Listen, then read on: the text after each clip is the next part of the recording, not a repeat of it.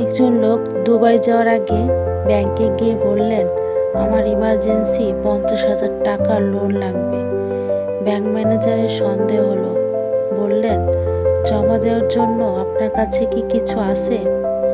বৃদ্ধ লোক হাসি দিয়ে তার BMW গাড়ির চাবি টেবিলের উপর রেখে বললেন, বাইরে আমার BMW গাড়ি রাখা আছে, ওটাই আমি জমানত রাখবো। ব্যাংক ম্যানেজার গাড়ি পার্কে রাখলেন এবং লোকটিকে 50,000 টাকা লোন দিলেন। লোকটি 2 সপ্তাহ পর দুবাই থেকে এসে তার গাড়ি ব্যাংকে আনতে গেলেন।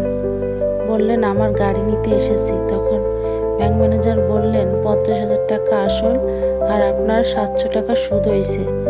50,700 টাকা দিতে হবে। লোকটি সাথে সাথে টাকা দিয়ে দিলেন এবং গাড়ির চাবি নিয়ে হাঁটা ধরল। ব্যাংক ম্যানেজার এই কাণ্ড দেখে ব্যাংকের ম্যানেজার বলল, তার খোঁজ খবর নিয়ে দেখেছে লোকটি কোটি কোটি টাকার মালিক, তাহলে এই 50,000 টাকার কেন দরকার হলো?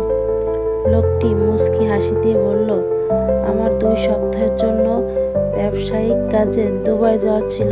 গাড়ি বাইরে পার্কিংয়ের জন্য 5,000 টাকা দিতে হবে, তাই চিন্তা করে দেখলাম ব্যাংকের মতো সস্তা আর নিরাপদ জায়গা আর একটিও নেই। তাই 5,000 টাকার কাজ 700 টাকায় সেরে ফেললাম।